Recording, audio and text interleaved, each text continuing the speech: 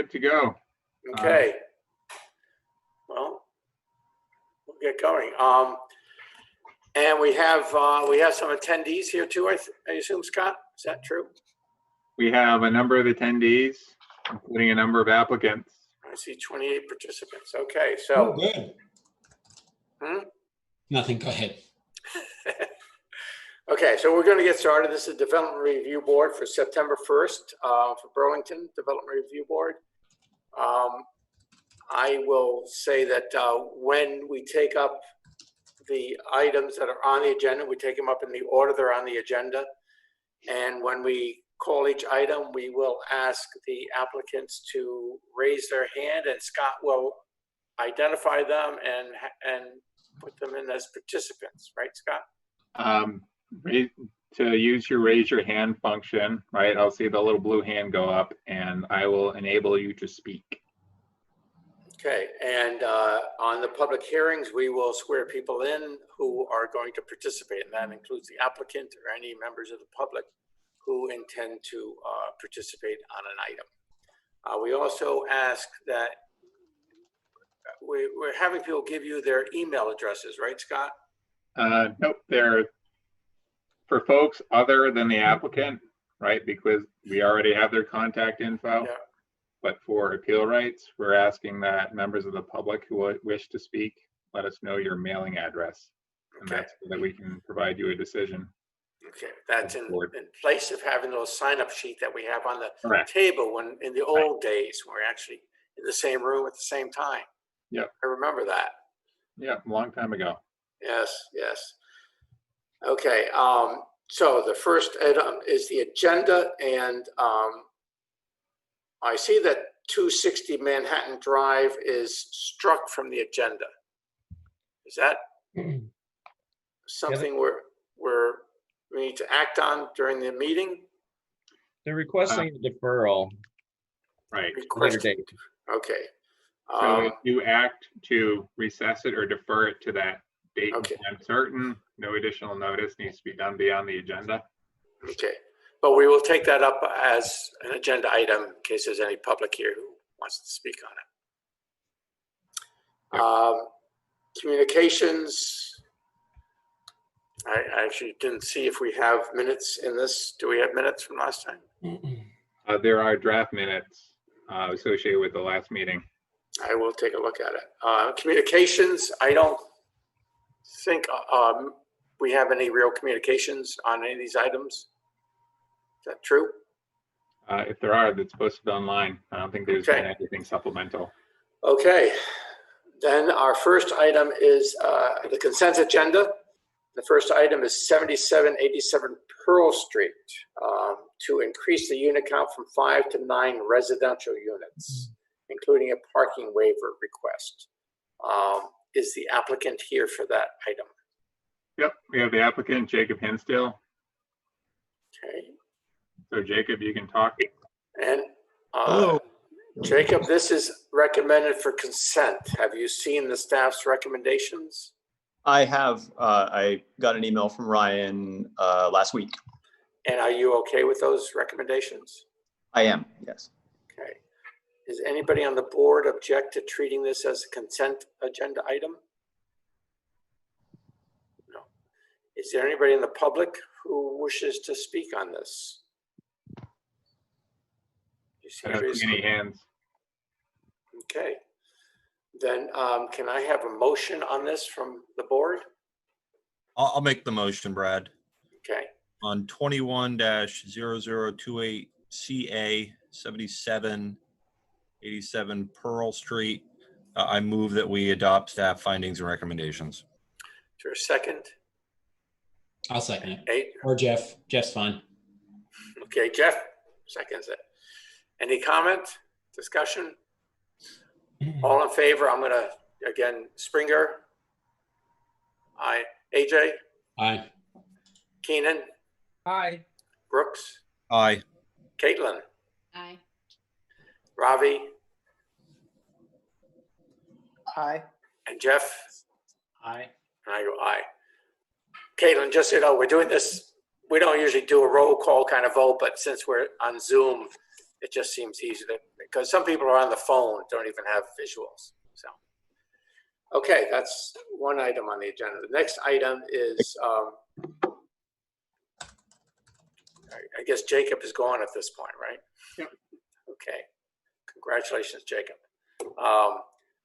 The next item is 911 Lafountain Street. Merging lots 1 and 2 and constructing a single-family home. Is the that? Well, they've asked for deferral on that one. Yeah, right? I see that. I have a deferral request there. So I think I'm okay. Is anybody here in the public to for 911 Lafountain Street?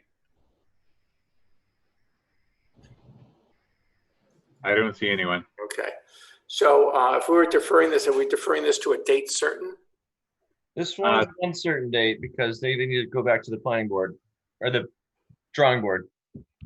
So this is just withdrawn or deferred at the moment. They did request deferral because there's some aspects that wouldn't be approvable. So they're going to redesign. So hopefully within the by October. They have a time. They have a time limit on that, don't they? Usually like what, 6 months for a. Right. I'm asking Scott. It's 6 months. I think it's the magic number to really get them on an agenda. Okay. So do I have a motion to defer Lafountain Street to a date uncertain? So moved. Jeff moves it. Looks like Keenan seconds it. Right. Okay.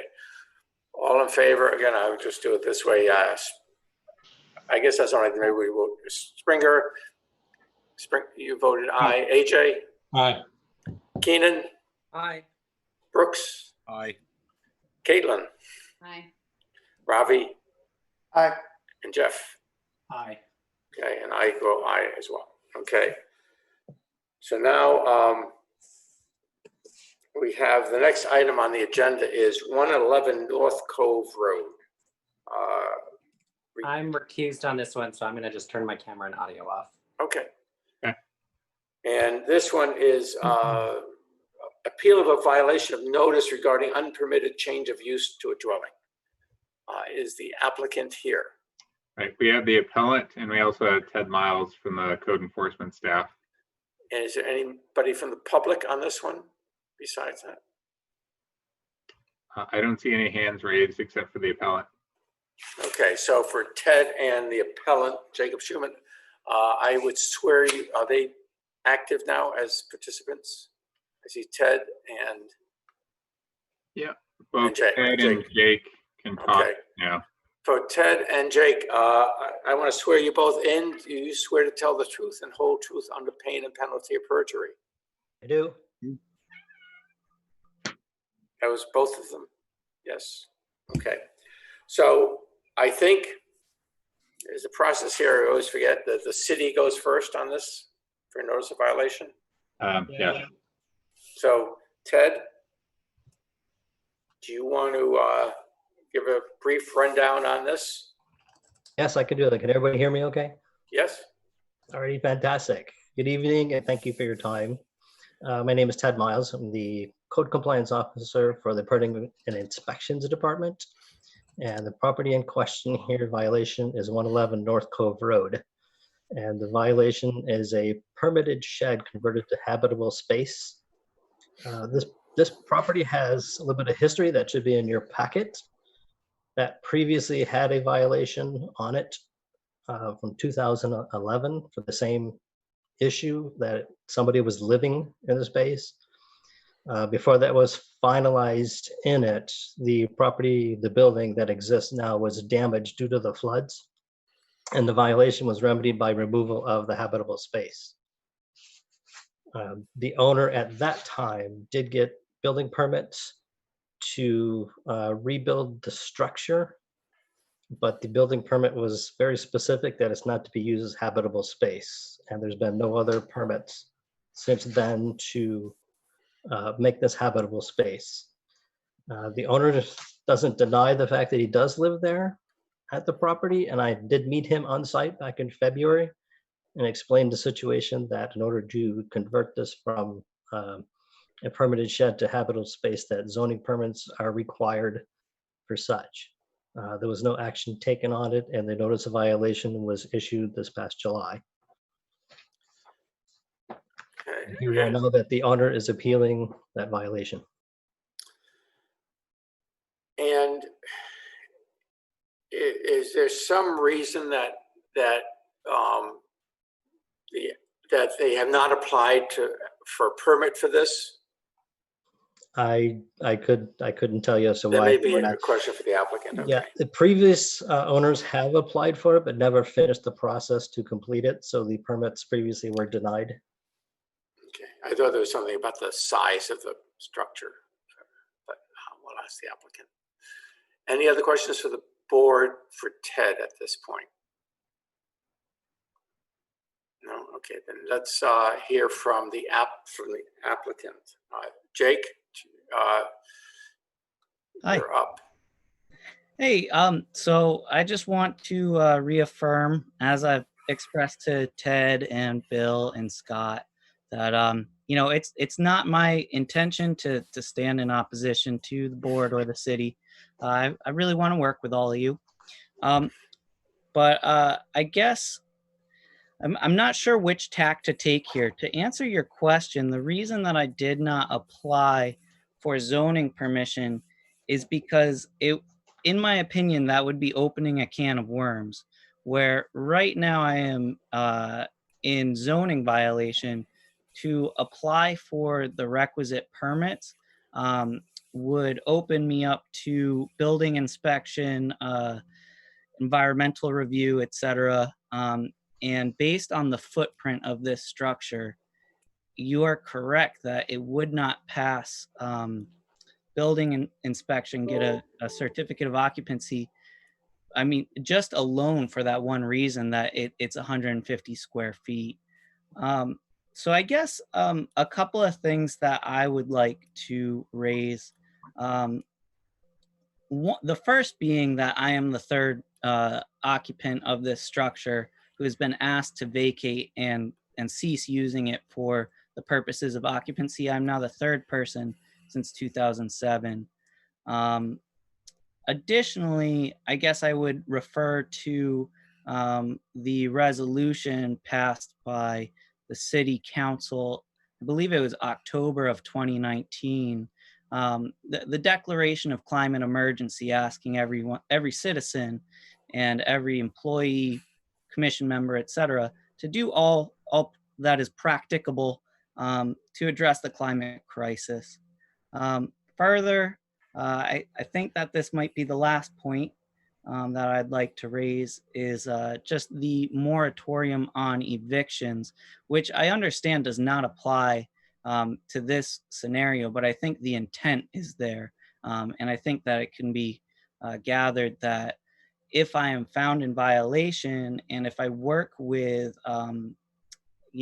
Bill and Ted to figure out a timeline to remediate these issues, it's likely that I would be asked to leave this place during the pandemic. So my request, I'm very much agree with Ted's recommendation, but I guess I would request that the timeline be extended given the circumstances. When I bought this property, it was always my ambition to bring it into compliance, to construct something that would meet regulations.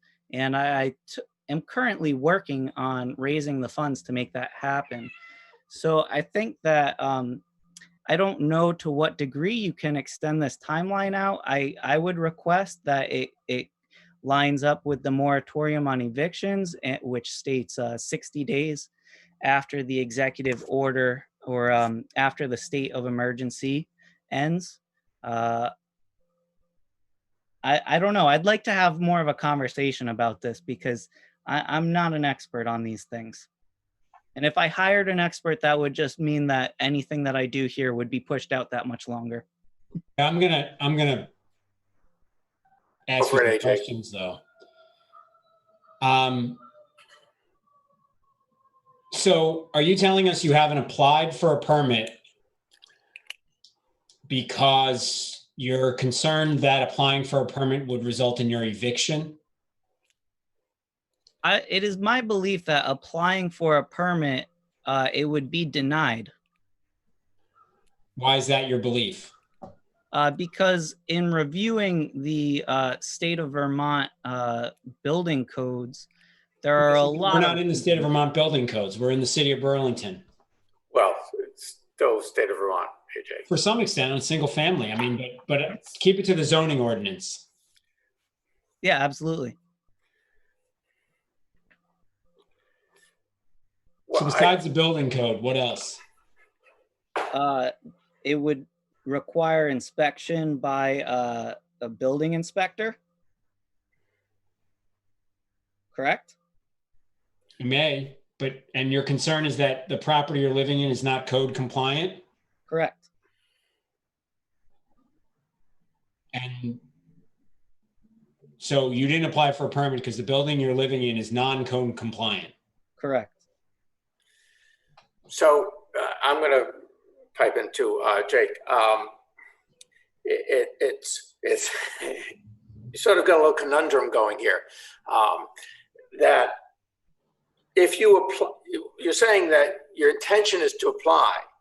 If you apply, you start having some clocks ticking, which give you some calendar time to deal with some of the things you're talking about. So that may mitigate or make irrelevant some of the concerns that you have there. From our point of view, it's a fairly straightforward kind of thing that you're living in unpermitted structure. And zoning requires that you apply for a permit for it. You're saying you don't want to, you are intending to apply for a permit in the future, so that may be now. You're not giving us a lot of choice here. Yeah, is there any way that this decision could just be deferred? Well, I mean, AJ? you understand that getting a permit, you have a certain period of time to do the work in the permit. And, you know, it's been pretty obvious, I mean, that this has been an ongoing issue with this property, and that it's non-code compliant doesn't give us a lot of, at least I sit here and that doesn't give me a lot of comfort to defer anything else further.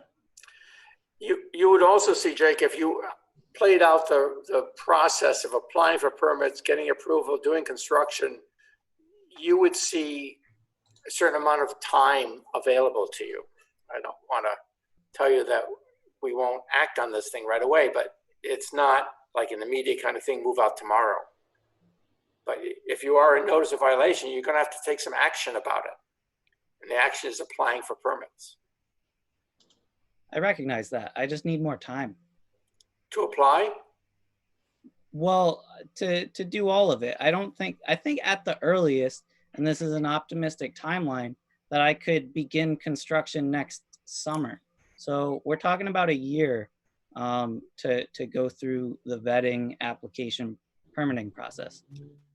Can I ask Ted, is Ted still on? Yep. I'm still Ted, here. what exactly is the city looking for here? For him to either get the permits or to not be living in a shed. Does it have, have you been on site, Ted? I have been on site. How non-code compliant is it?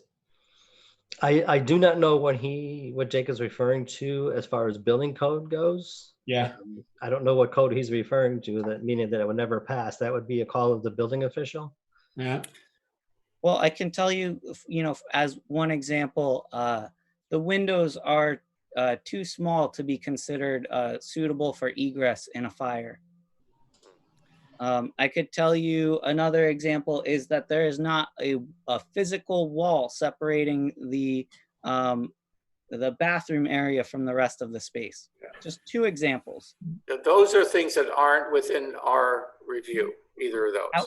However, they are common sense things that if I say I won't pass building inspection for this reason, I don't think that you need to be very well informed to know that that sounds pretty accurate. Yes, but that's, again, it's not particularly relevant to what's before us. I know that may seem strange, but it's not. Can I ask? I have another question for Ted when it's my turn. It's your turn. All right, Springer. I'm just curious, did this particular zoning violation come to the city as a complaint or as something that was already ongoing and known about? No, this came to the city as a complaint back in February. Mr. Schumann was running for office as inspector of elections, and somebody had a question about the residential use of the vacant property. Understood. Ted, this is Jeff Hand. Can I ask you, I think you or Scott in the staff report are recommending a stipulation with respect to the timelines for resolving the issue. I don't know if you or Scott can speak to whether those timelines are required by the zoning ordinance or if we have some flexibility. You're suggesting 30 days for the appellant to come to an agreement with the zoning administrator and that be executed within 45 days. And I see that you are requesting that they discontinue habitation of the shed. So I'm just wondering about those timelines. And it is, or to apply for necessary permits. Correct. The timeline is sufficient enough to apply for the permits. We're not looking to kick anybody out of their space, but if you're living in a potentially unpermitted, unsafe situation, it is putting life in danger.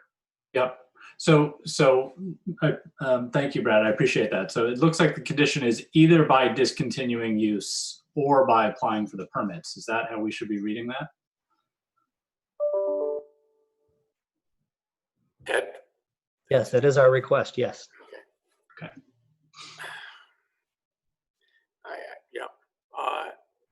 Does the board have any questions for either the applicant or for Ted? I think we're getting a pretty good picture here. I think we understand your dilemma, Jake.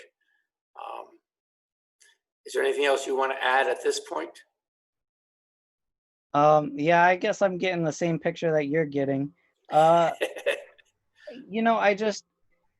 think that this is a good opportunity to set a precedent. If somebody is not in compliance with zoning because they are trying to do the right thing, there's a difference between a right thing by way of this governing body that you are all a part of and the right thing by way of our larger community and our planet. And I think that by handing down the judgment that I feel is imminent, you are going to be prioritizing the role that you play in the arbitration of really specific rules and regulations, which creates a gatekeeping effect and prevents people from doing the things that they have to do to actualize a sustainable society. So Yeah. I just that thought. Not a picture of how we want to be, Jake, but Yeah, Jake, I'm gonna push back on that. I'm gonna have the last word on this one. Yeah, we disagree with that. I guess let me make a comment about that. We're particularly attuned to the concerns that people of varying means have in meeting our zoning ordinance and complying with it, and we're always very attentive and concerned about that. But there are a body of laws, and our job is to interpret them and apply them fairly. And we do have a gatekeeping function. So when you criticize us for exercising our function, that's not necessarily helping you. I guess I want to add one other thing on that, Jake. The issues you're raising are not actually issues that will prevent you, I believe, from getting a zoning permit. Yeah, the issues you're raising are going to prevent you and have cause problems when you go for the building permit. So from our point of view, you could actually, I think, probably put together something to get a zoning permit. The problems you're going to have is because part of our thing is we give you a permit and it's conditioned on getting a building permit. That second piece is where you're going to have the problem. Maybe we don't know, but it's not before. It's not part of our jurisdiction. Right, and that's not what we're ruling on. So you're afraid to do the thing that we're asking to do because of what's going to happen next. Well, to clarify, I'm not afraid of doing it. I just recognize that it's going to be a battle. And I'm Wow. just trying to be well-resourced when that happens. I see. So the longer you can wait before that happens, the more resourced you will be. Absolutely. That's Yes. why my request is like You know, but I know what you are unfortunately, going to rule. So my request is for a deferral. yeah, but unfortunately, we can't take into resources. If we started to take into resources, we'd hold wealthy people to a different standard than we held people of lower means, and we actually Well, can't that's do how you that. create equity in a society. Well, I would bring that up with the ordinance committee. We create equity by fairly applying the rules to everybody who comes before us. And you can deal with the issue of really what you're talking about, the tiny house stuff.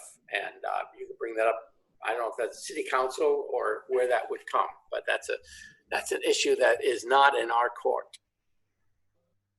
So I thought it was very eloquent, though, Jake. You're pleading your case.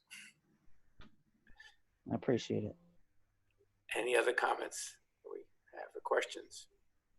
So, Jake, what happens is that we will deliberate perhaps tonight, I don't know when, and then and you can listen on the deliberation. You can't participate in it.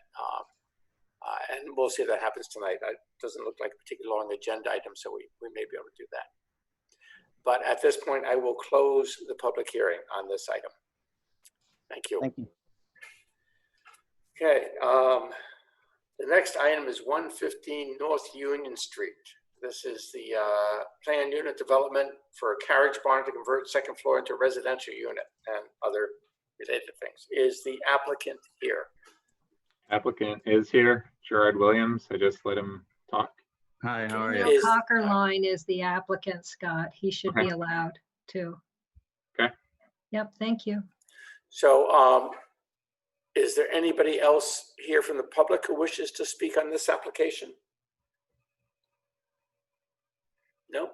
So both Gerald and Daniel, I would swear you both in. Do you swear to tell the truth and whole truth under pain and penalty of perjury? Yes, sir. I do. Okay.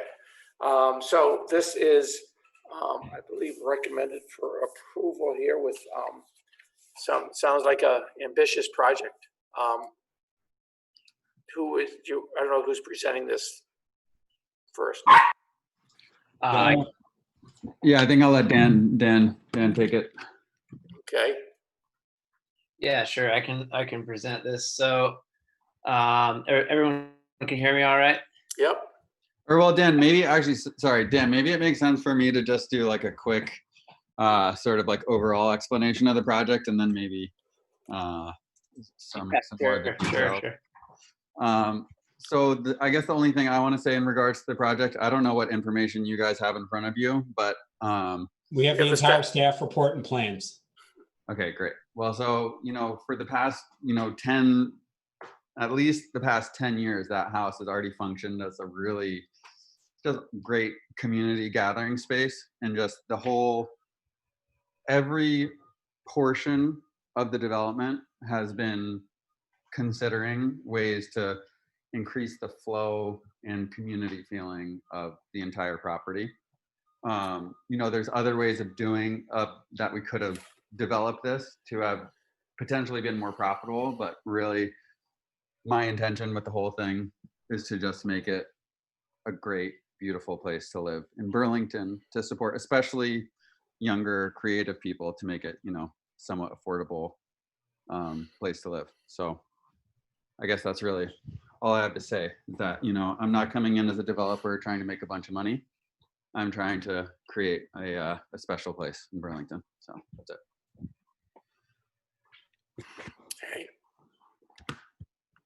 Okay. Yeah.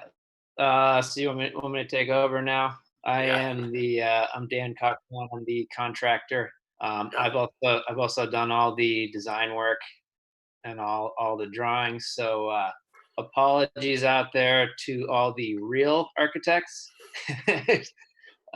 Forgive my my drawings. I think I got pretty close, but I'm sure you'll I'm sure you'll see some errors somewhere. But yeah, so what we have is the first phase of the project is a total rehab renovation of the carriage barn in the back. It's a gorgeous old historical building. It's over both of the setbacks on the back portion of the property, so we opted to really just keep the thing exactly the same. We are, it's getting all new siding, all new trim, new roof, but it's all, it's all historically accurate. The one thing we're adding is a balcony on the south facing side with two French doors to access that. And then the main change is the change of use with that. That becomes a 1-bedroom unit. The first floor is a shop space, kind of utility space, but the second floor loft is an open floor plan 1-bedroom unit.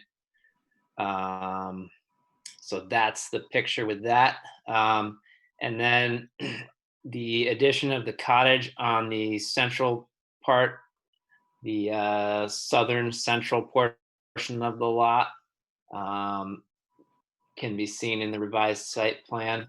That is a very small, compact, high quality, high efficiency building with a 1-bedroom upstairs, and it's pretty straightforward. It's all cedar siding. We added a handful of trim elements to tie it in with the rest of the Victorian style on the property. And that's about it with that one. And then we move along to what we had to do to change the parking layout. Basically, that whole back half was a giant gravel parking lot, it still is. We're trying to turn that all into lawn, green space, and press the new parking lot up as tight as possible to the existing building. So we would have 4 spaces back to back with the turnaround space in between. And this just works as a much more efficient use of space because you have half the backup, you have half the turnaround area, whereas right now we have 7 spaces. It's really more like 8, but we have 7 spaces on the property that are all in a row. And then you have this huge area behind all of them that you have to back into. By making the spaces opposing each other. So you have 4 spaces pointing south and 4 spaces pointing north. Then there's a 26-foot area in between them. So you have half the backup space that you're using because you're able to share that space. And then we will be applying for a parking waiver because we'll have 5 units on the property now. Technically, we need 10 spaces. We're supplying a heated, locked bike parking space area for 10 bicycles.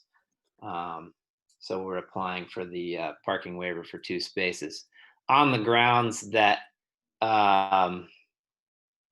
what is it? It's 4 of the 5 units are all 1-bedroom apartments. So yeah, that's kind of the main overview. If anybody has questions, we could talk about this forever. So just let me know. Okay, thank you. Keenan, you have a question?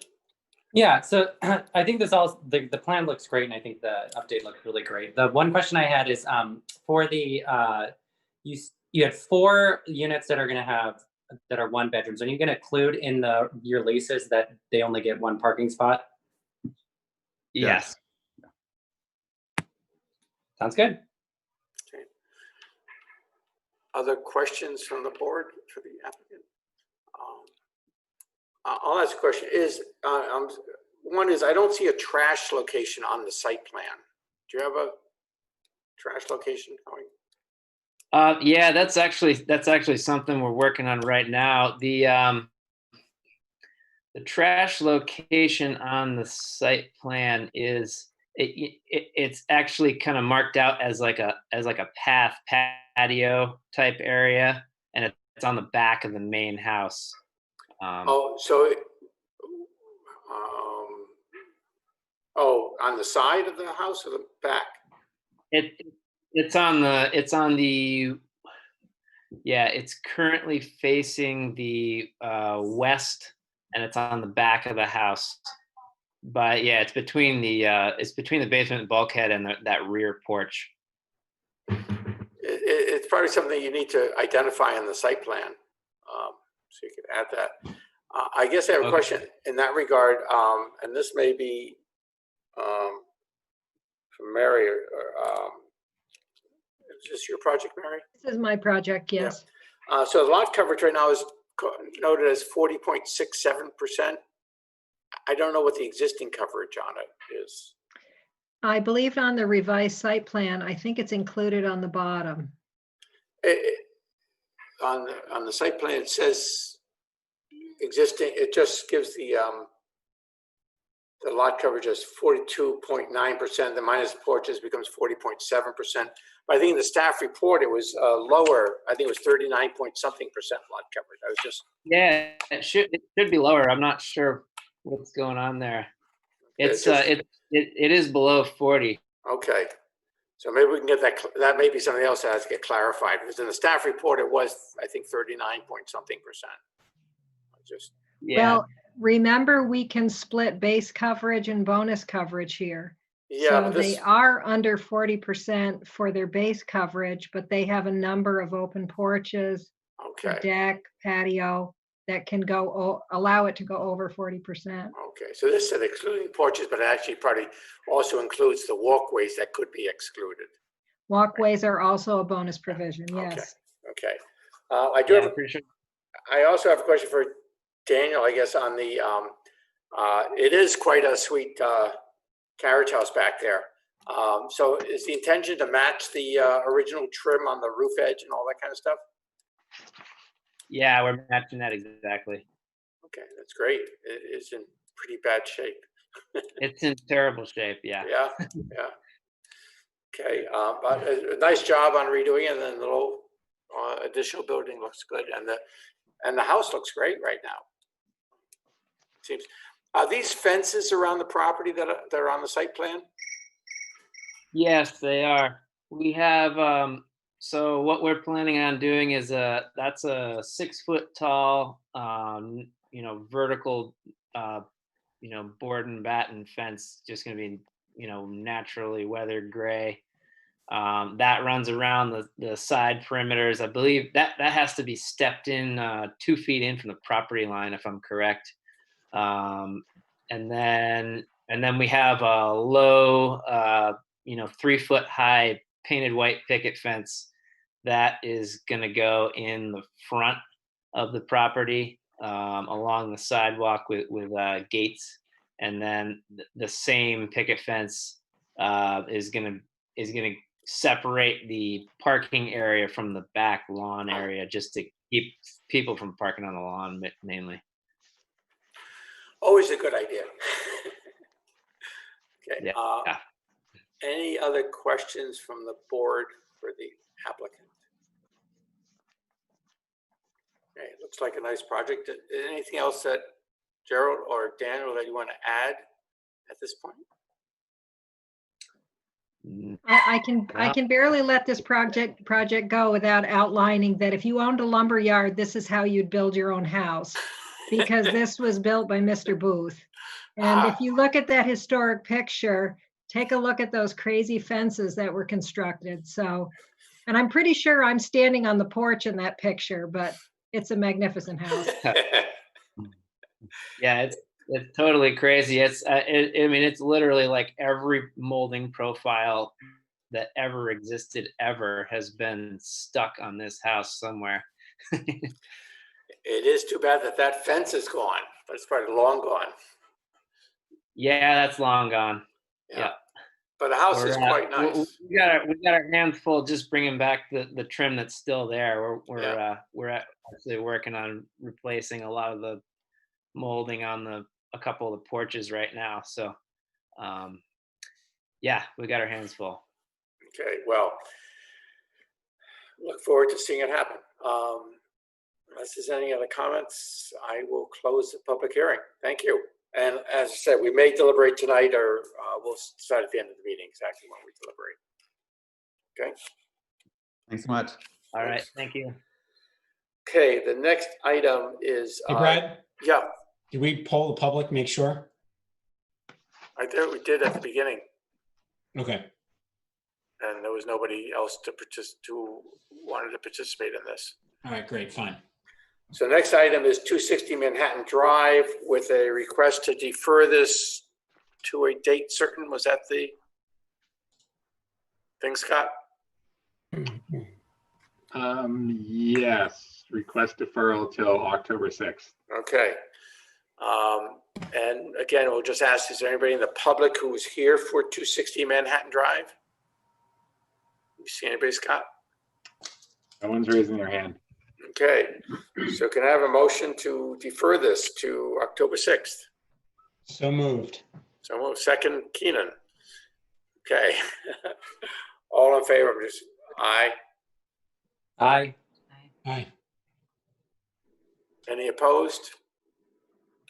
So this carries 7-0. Brad, who made the motion? I didn't hear it. I didn't catch AJ. it. Okay. And Keenan seconded. Okay, the next item is 110 Mansfield Avenue. Amend the PUD to convert office area to an additional dwelling unit. I'm Yes. recused on this one. You're Brad. recused. Okay, Caitlin is recused. Is the applicant here? Looks like, yes. Greg Montgomery. Is there anybody else in the public who wishes to speak on 110 Mansfield Avenue? Is anybody, Scott? I don't see anyone. Okay, Greg, I will, do you swear to tell the truth and whole truth under pain and penalty of perjury? I do. Okay, so I think this is fairly straightforward for him, all right? That, do you have any comments or you want to share to the board on this one? No, I don't think so. Like you said, I think it's a pretty straightforward thing. I think when it was originally built, we had the idea that this might happen sometime down the line. So a bathroom was included and all that stuff originally. But no comments at this point, no.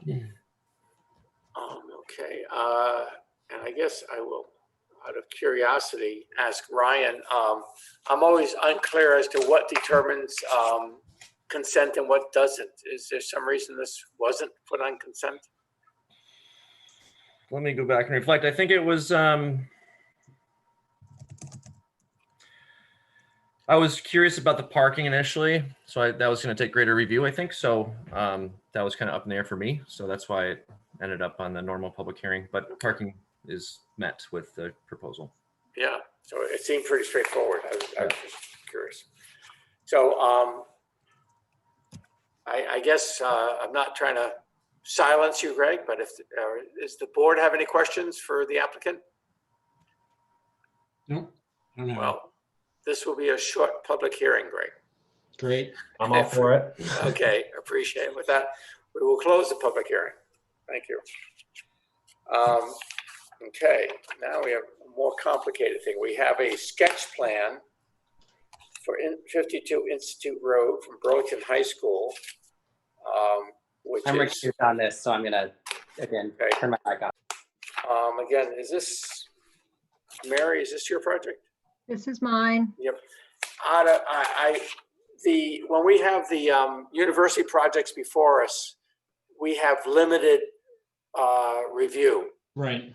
Does that apply for this too? It does.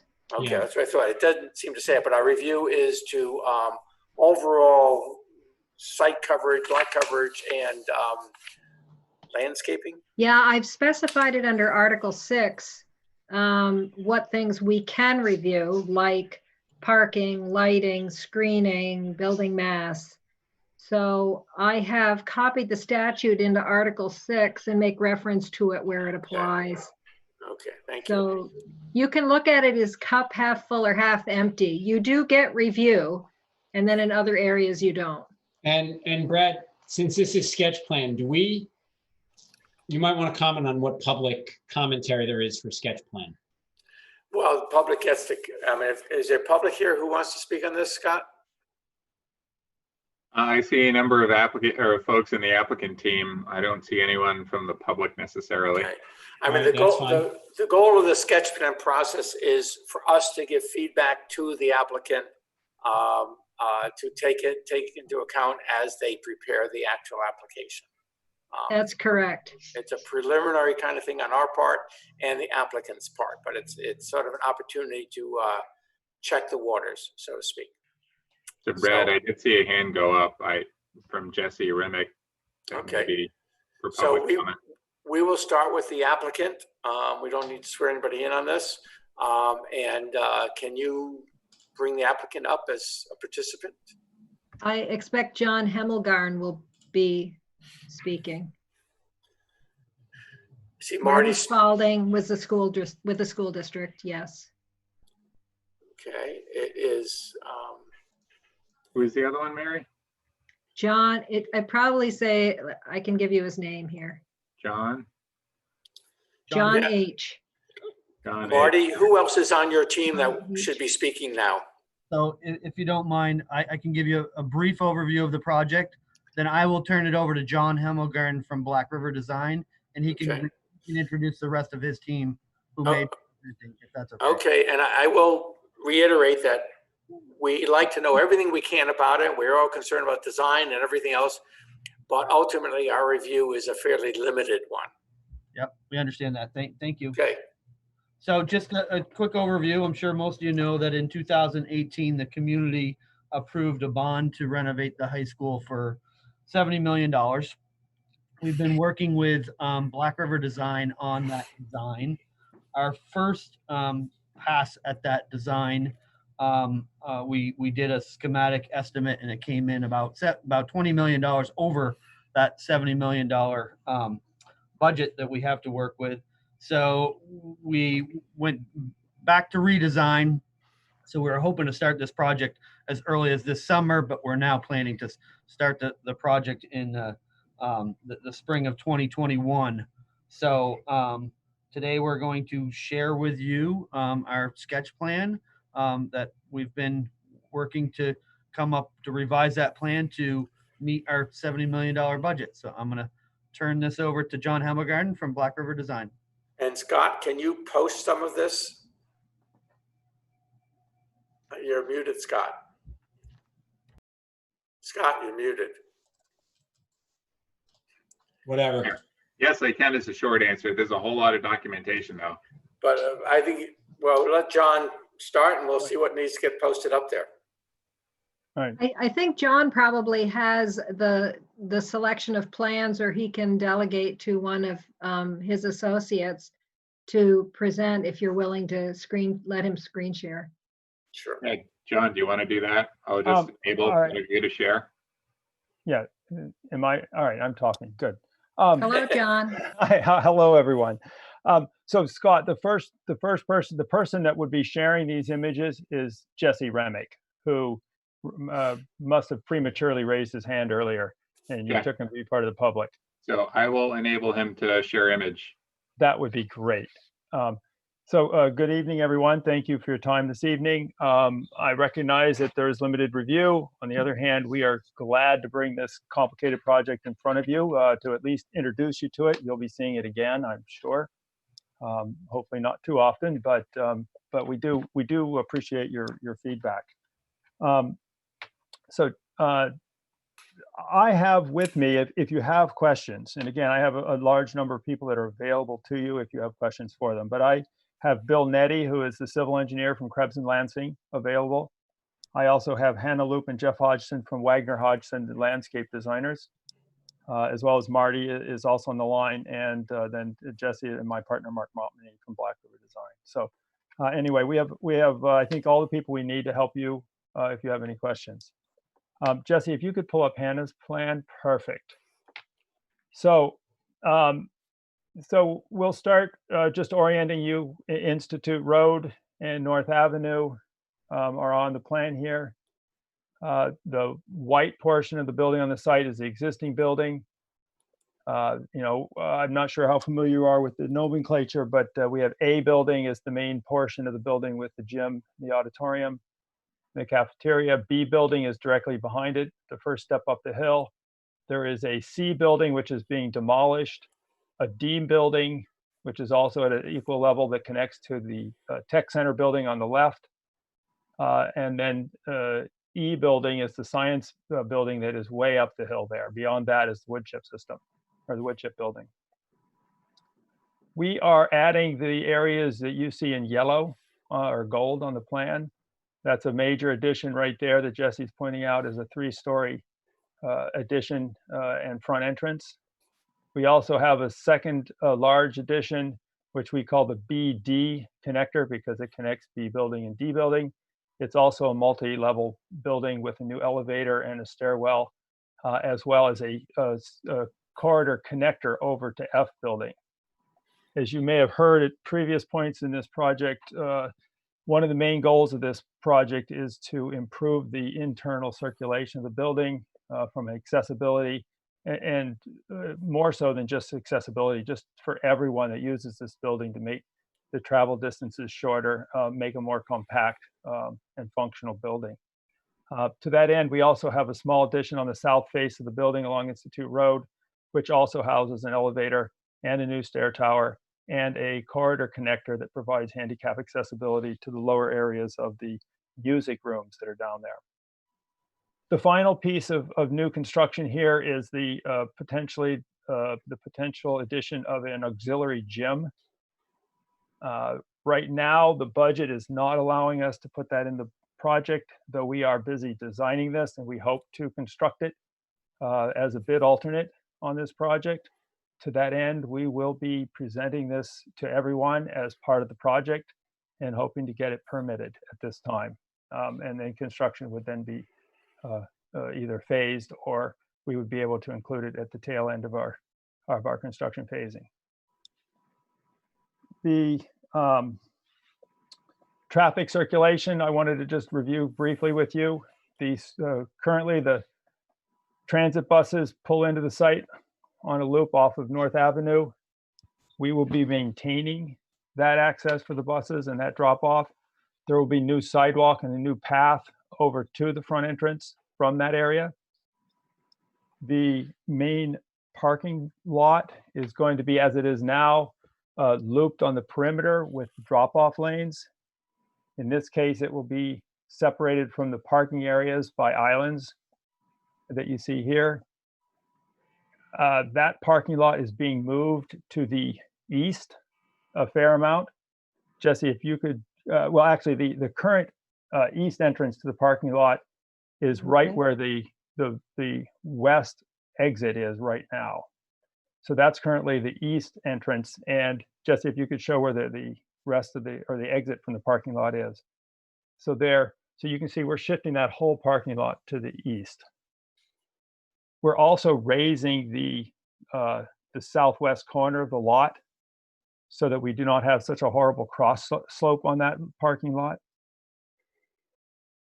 The parking that you see there is primarily staff parking. Visitor parking is in the upper portion of the lot, opposite the drop-off areas. The student parking will remain across the Institute Road. You can just see the beginnings of it there. It's where it's always been. I think it's been freshly paved just this summer. The tech center parking remains behind the building, up above F building. We are putting in a couple of handicap parking spots up there and a new ramp up to provide accessibility to the upper level of F building there. The services for the building are provided on the west side as they are now, with dumpsters, parking for service vehicles such as the driver's ed car and whatnot, as the kitchen deliveries are all over on that side of the building. We also have available, or that we have submitted for your comment, if you choose to, a utility plan, a landscape plan. We've taken our first pass at lighting. We've done our first analysis showing the lighting to comply with the light levels required by the code. Hannah and Jeff have put together a shading plan of the parking lots. And we have begun to look at screening of rooftop equipment. And we could show you a couple images there if you would like to look at that. Finally, my initial summary here. We have also, I think, given you a lot coverage plan that shows only a very slight increase. We've been working very hard to minimize that increase in lot coverage, despite the fact that we've added a significant amount of new building footprint. And the last piece is, while we don't really have any drawings on this yet, our intent, I just want to let you know, our intent here is to not increase the height of the building. So we will be keeping the new building height at or below the existing building height. I know that that is a non-conforming piece of the project at this point. And with that, again, I've kind of summarized the drawings that are available that we can use to show you the project, and identified the people that are here that can help answer them.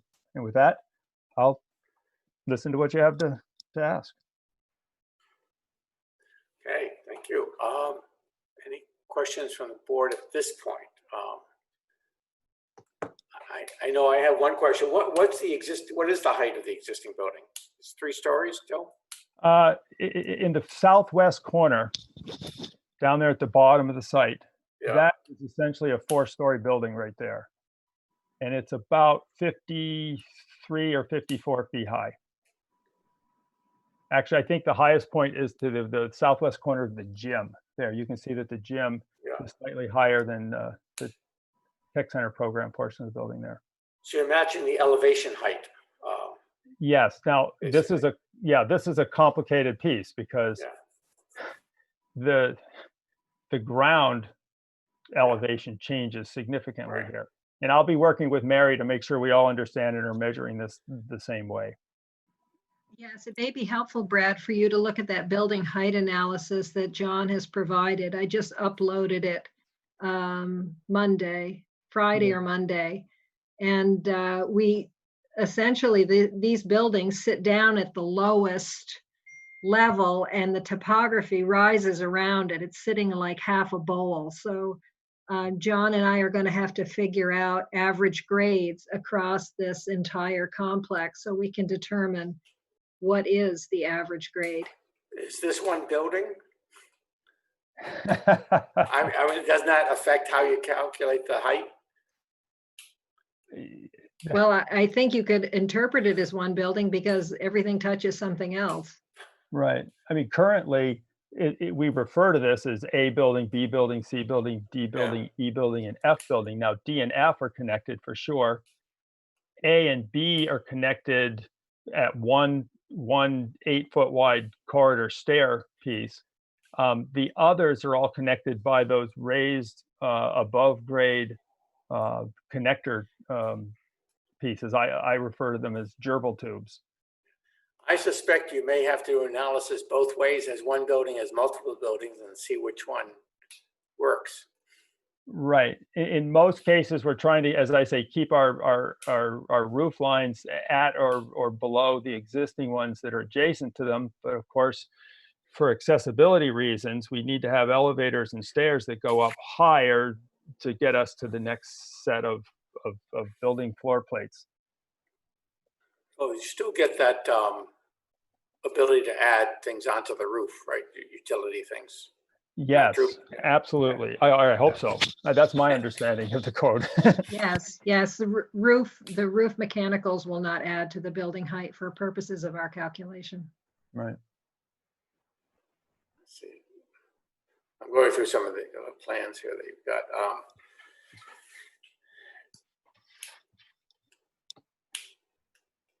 It's amazing how that you're able to do this and say you're not increasing the lot coverage. Less than 1%. Less than 1%. Are the athletic fields part of the lot? It's all one lot. Is that true? Is that right? The lot coverage includes the athletic fields? We are including the athletic complex there. But again, since we're not changing that at all, it doesn't really change the. No, but it's 1% of a much bigger number. Well, that's true. That's very true. It's you know, of course, Institute Road goes right through the middle of it, and that's not technically owned by the school district. Yeah. So is it one lot or two? Those are all kind of interesting questions that have come up on this project.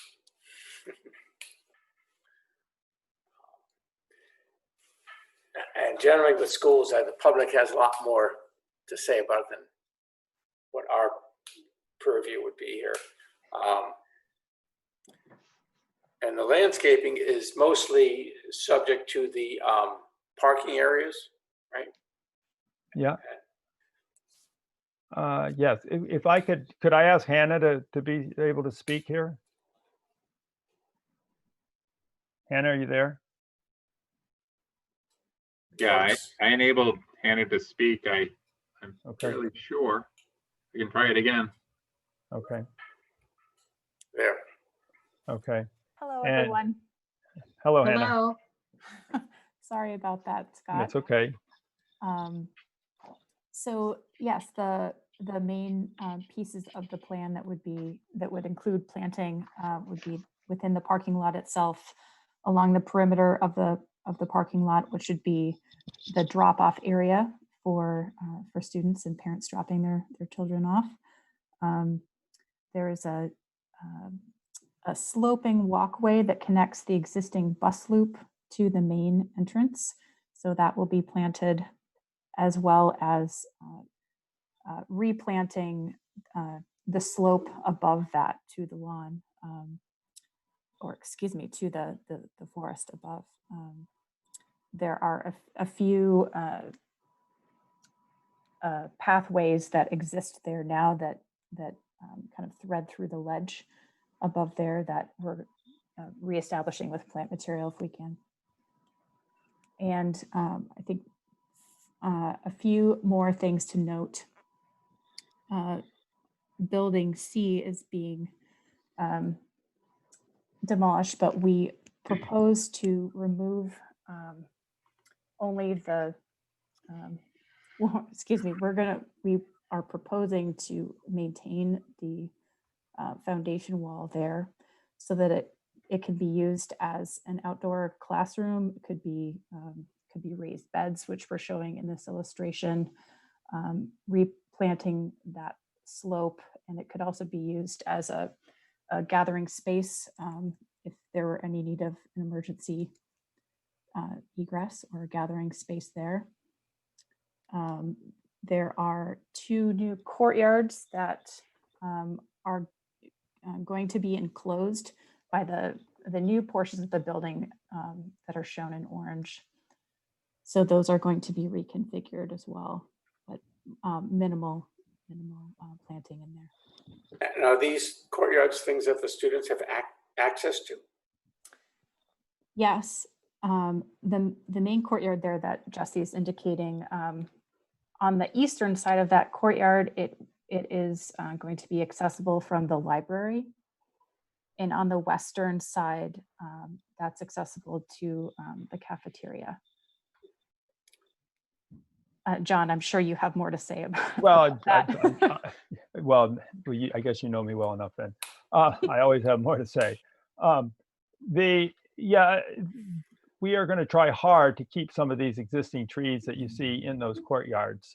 Obviously, this is going to be a very challenging project logistically to get the equipment we need to get in there to build it. Some of those trees are going to be in the way. Some of them are underneath the existing building. We do have a preliminary plan that shows which trees we're removing or would like to remove.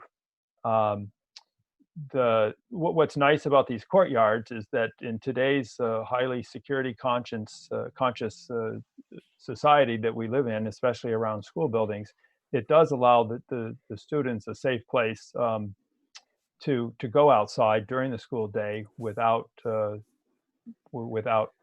risk of kind of intruders on the site.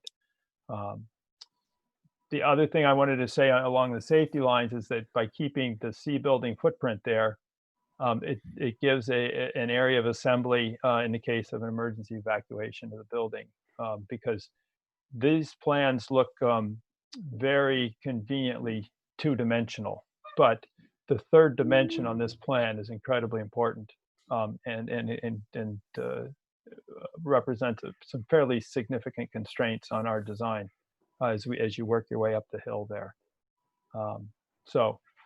In fact, where we're showing on C building is a nice idea. It looks beautiful, but we really aren't going to know what we have to work with there till we take C building down and see how much of the ledge is underneath those slabs, and actually up into the first floor area of the building. That's going to be a little bit of a guess right up until the time that building comes down.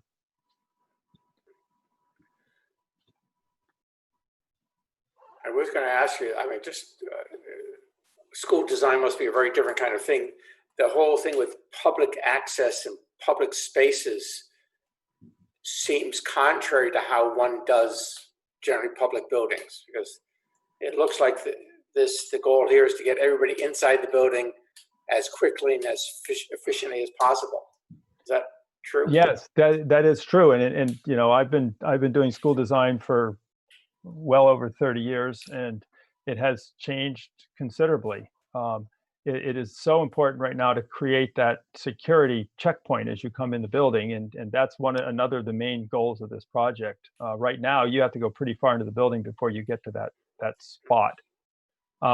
One of the major changes here is that right now the tech center students are entering the building down in the southwest corner of the building.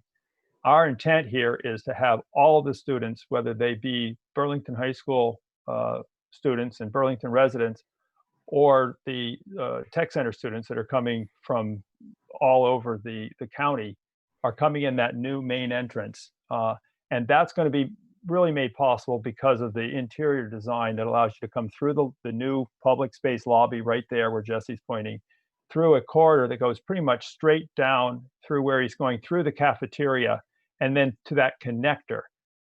The path through the building as it stands is incredibly circuitous. You'd have to go all the way up many floors and through D building and then back around to get into the F building. So yeah, it's just another of the constraints that we're working with here to put this building on the site. You know, back to the building height question, is that we're trying to keep lot coverage down.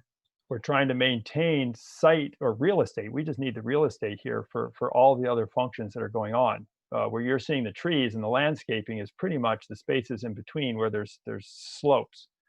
Jesse, if you could scroll down on the page a little bit. See the gravel wetlands down there at the bottom?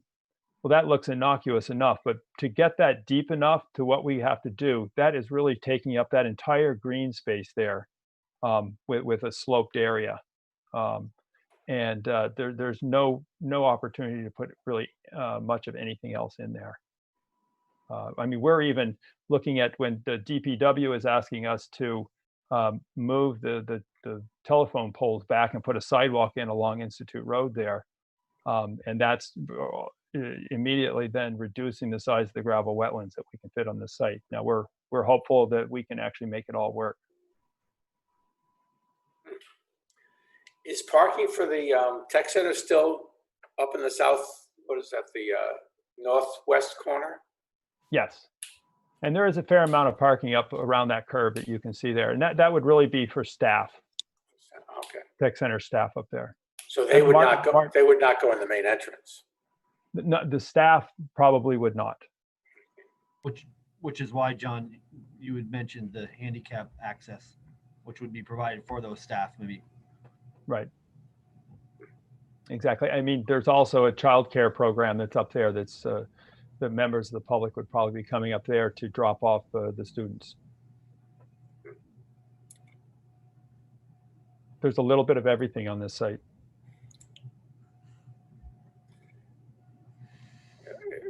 You know, now seeing as a playing with a little axonometric here, looks quite succinct. Yeah. Is there any other questions from the board on this? Not sure how much we're going to add to your goals here. It looks good. It looks like it makes sense. And it looks like you've got to deal with all the numbers on it. Right.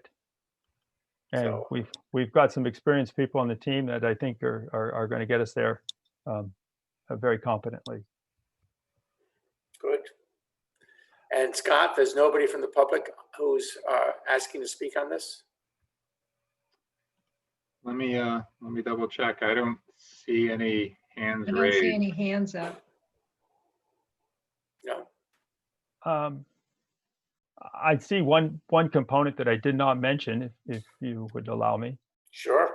We have also been thinking about both pedestrian, obviously cars, and then bicycles is I think a big improvement that we're making on this site, in that we are providing access up on the exit drive from Institute Road into the parking lot. There is a dedicated bicycle lane up there, up the hill, to some parking right by where the auxiliary gym would be, for people coming off of the bike path along the lake and from the beach area.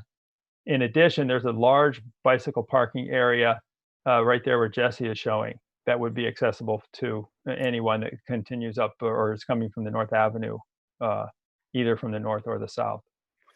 Is there any cover over any of the bicycle parking areas? There is not, but we're going to be designing that so that we could add that if funds or other factors would come into play that made that seem like the right thing to do. At this point, there's very few people that actually ride their bikes because there's really no place to put them. If you don't mind, I just want to clarify that. Yeah. We removed the cost of the canopy out of the project budget, but we are still designing the slab to support the canopy. So we just anticipate paying for that out of a different operational budget, which would be separate from the construction budget. Oh, okay. Thank you for that. Is there any electric charging stations that would be on site anywhere? Yes. We can blow in on that. There they are. They are in the parking spots, the public parking spots closest to the main entrance, just opposite the handicap spaces. We've also got a charging station for a couple of the handicap spots. And would those be available only to the public, or would that be staff as well, or whoever just gets to it first? Those are all good operational questions. I'm not sure that the district has figured that out yet. I'm not sure anyone really has. I don't know how that works. Gotcha. So, John, we did talk about making some of them back-to-back. So some are in the visitor parking and back-to-back are in the staff parking areas. So making them available to both. Right.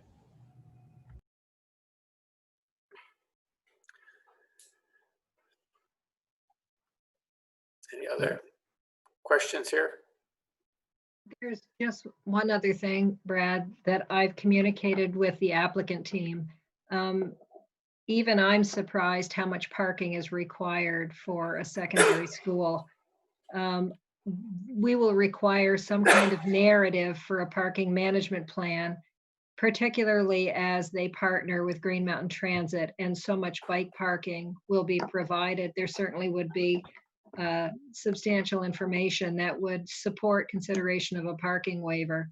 But with this plan, they are still 215 parking spaces short of a requirement. So we need that information to support. And what's the overall requirement? 539 parking spaces. So for the secondary school, it's 7 parking spaces per classroom, and for a technical school, it's 5 per classroom. So together, cumulatively, it's 539 is the requirement. I should note that this parking plan is only 6 less spaces than currently exists. And I think that's quite remarkable.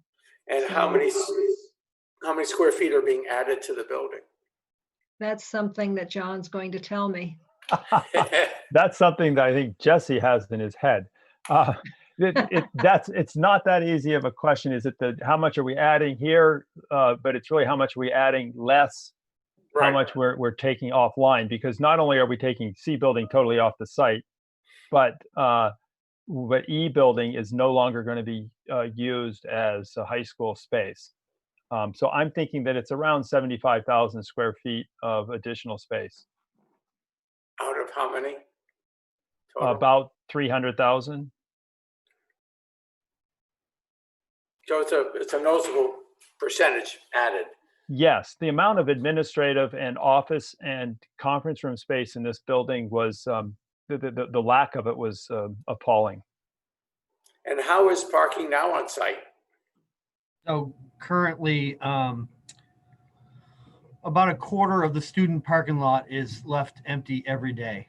So I would say that we have enough parking to satisfy our current occupants. And we're not anticipate, even though the building's going to be building bigger, it's mostly things like gyms and corridors and administrative offices and conference rooms. We're not adding any classrooms for future student growth. Is student growth anticipated? Not district-wide. We're basically plateauing our student enrollments. Mr. Chair, if I could speak to that one though. Sure. This building is over 50 years old now. It was, I think, the cornerstone says, I think, 1964. And we're hoping to build a building that's going to last another 50 years.